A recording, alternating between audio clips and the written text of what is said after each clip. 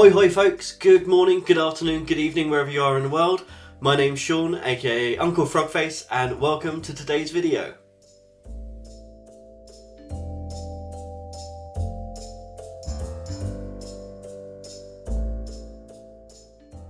If you're new here, then welcome. If you're not new, then welcome back. How are you today? Hope you're doing well. I'm doing fantastically.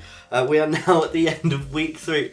Don't know what happened there. We're now at the end of week 3 of Inktober, and if you've been following me on YouTube or Instagram or Twitter, you'll know that I've been all of Inktober doing small little doodles on post-it notes with one of these 4-colour Bic biros and just doing very quick sketches each day, and then once a week we take one of those sketches and we turn it into something a little bit more refined, and that is what we're doing today. So without further ado, I'm going to turn the camera around. We're going to have a look at all the sketches from this week, and then I'll show you what we're going to be doing today.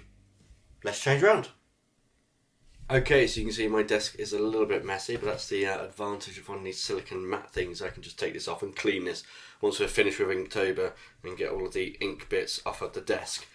But let's go through this week's prompts. I'll just get the prompt list up so I can remember what we had. So, day 17, we had Collide.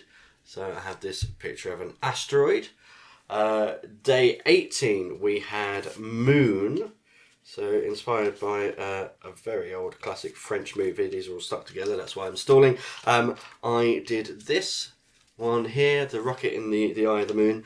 The next day, day 19, was probably the worst prompt to date, which was loop, and had absolutely no idea what to do with this. So as a hearing aid user, I decided to do the symbol for the hearing loop. Yeah, it is what it is. Day 20 was Sprout, and I went a little bit cartoony today with this little sprout being thing. Day 21 was Fuzzy, so I was inspired by the Powerpuff Girls, and I drew fuzzy lumpkins. Some of you 80s and 90s kids might recognise that a little bit more. A little bit different, I believe, in the modern Powerpuff Girls. Day 22 we had Open, and I actually had a bit of a competition with one of my friends, Zoe Hart. She came up with an idea and I decided to steal it, and we ended up each drawing the same prompt. So we each did a Pandora's box. We had a bit of a Pandora's box off. And then the last one, a little bit on the nose, but it was Leak. So I decided to do a leaky bucket and just had a bit of fun with kind of wood textures and things like this. So we have had a randomly generated one for week 2. We had suggestions for week 1 randomly generated. Week 2 was suggestions on Instagram. Week 3 is going to be my choice, and I have chosen to do this one today just because I love classic cinema and I actually really enjoyed how this turned out. So with that in mind, I'm going to collect all of these ones up, pop them to the side, and just pop this over here for a second because I've already done my preliminary sketch just like I did last week, and this is what I have come up with. So I'm going to get my ink supplies out. I think today I'm going to use some bottled ink and brushes and some fine liners and go through this and just spend a little bit of time having a bit of play, but we'll get to see that in the time lapse. So we'll get to that now, and I hope you enjoy. So we're starting out with probably the most tedious part of this piece. I started off really enjoying it, and then by the end I was like, I just want to get this finished. But it's just blacking out all of the sky, making sure I'm kind of going around all of the cloud shapes as well. And then using a bit of dry brushing between the clouds. So dry brushing is when most of the ink is gone off the brush and you just have a little bit left. You're just kind of getting a little bit of texture in, and you'll see some of that coming in just here. So there we go, get a little bit of dry brushing, and we do that on all the clouds going around. But this whole process, it just, I thought it was going to take a couple of minutes. It actually ended up taking ages. I had the notification yesterday, was it yesterday, maybe the day before, that Scrawlbox is on its way as well. So that's another video that's going to be coming out very soon. We've got 1 week left of Inktober. what am I going to do with all that time when I get it back? I have no idea. Actually, no, I do know what I'm going to be doing. I'm going to be getting back to my book that I'm writing, which I haven't done anything for the last 3 months because of work and art and YouTube and everything else. So I'll get a little bit of balance coming back. But it's been a pretty fun week, actually. Been back at work.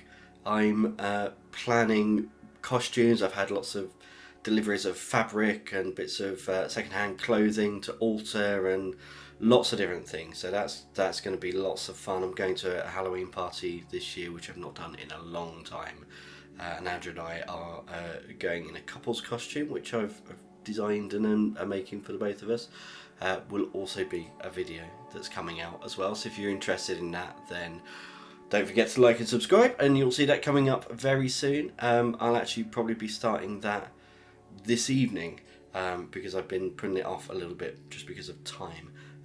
But yeah, no excuse. I've got a free day today and a free day tomorrow, bar a haircut, which I desperately need. One of the pupils in the centre the other day pointed out just how long and prominent some of the grey hairs are on my temples and at the front of my hair. And I just said, that's fine, it's my wisdom showing. Which, yeah, when a kid's pointing out your grey hairs, that's definitely time to go and get a haircut, and it's just a little bit long anyway.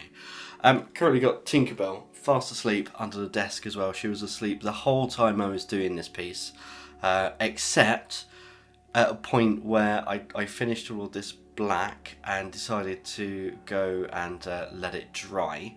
When I came back, she was on the desk drinking some water I'd put out in case I needed to clean a brush. Luckily there was no ink in it, but yeah, she just decided to jump up on the desk and have a little bit of a drink, and then she went and she's now fast asleep again, actually doing little bits of snoring, which she doesn't usually do.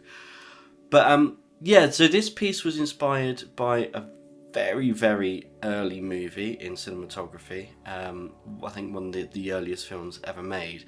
And this scene has always stuck out in my mind, which is where they launch their rocket out of a giant cannon to the moon and end up hitting the moon in the eye.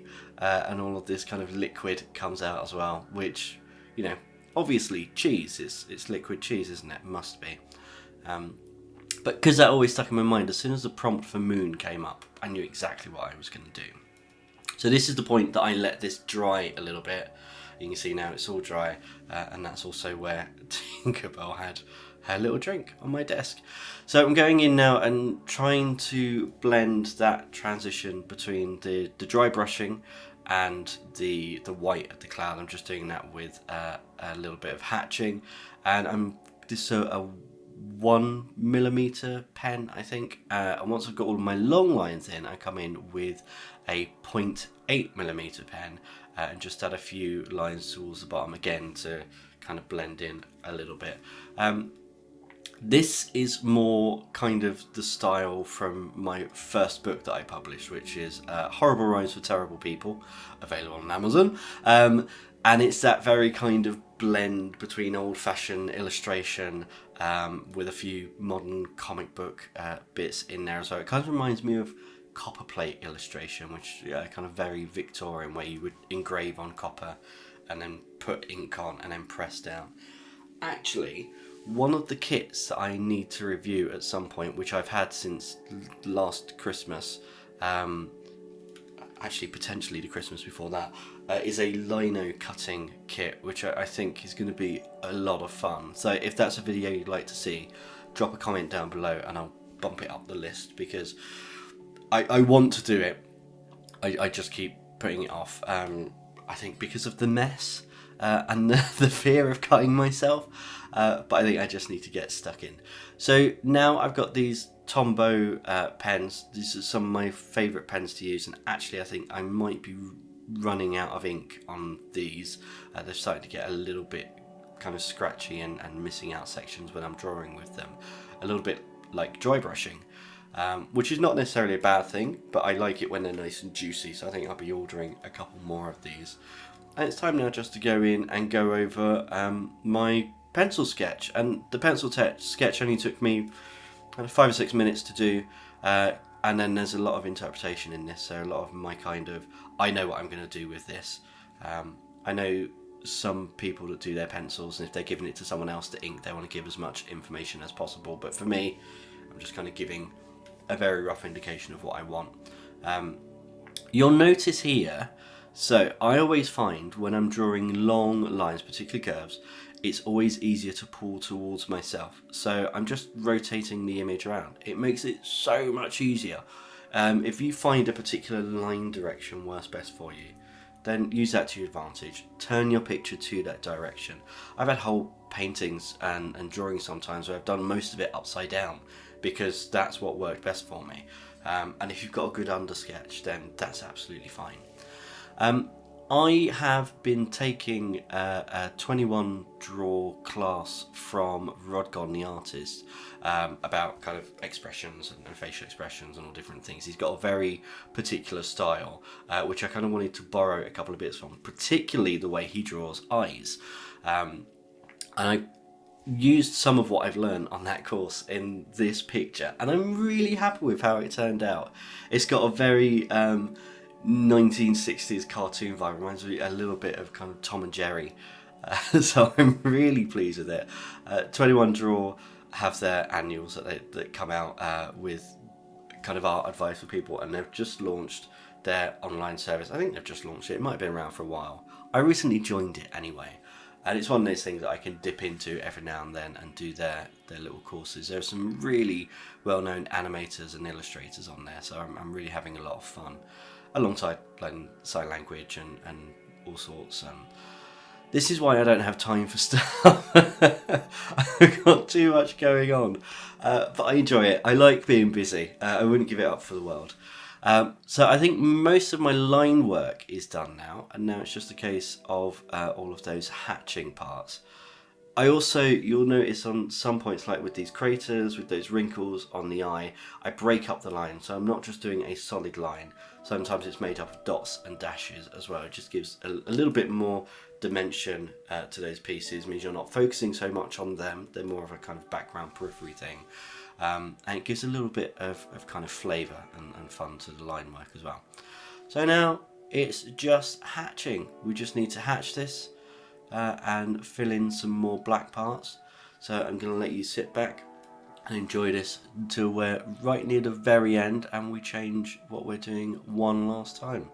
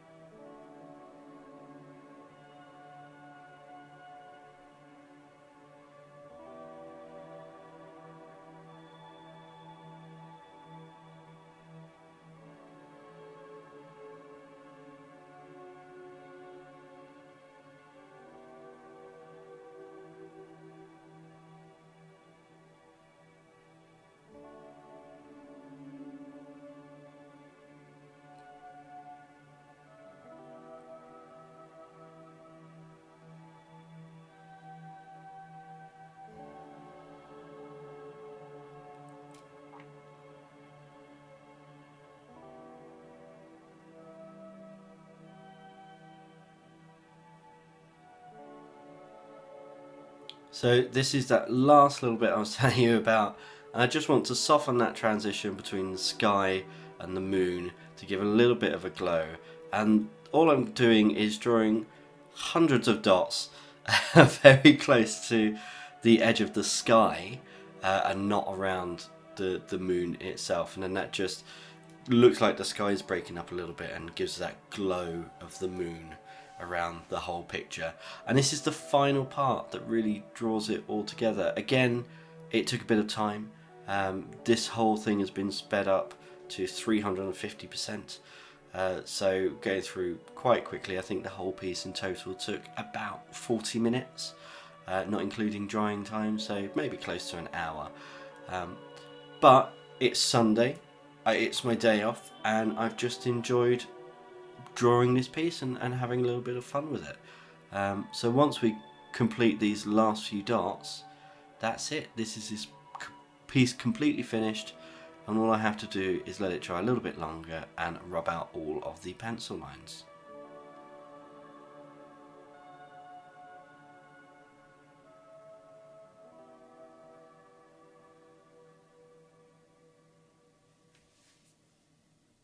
And there we are. We have gone from a little post-it sketch to a finished piece.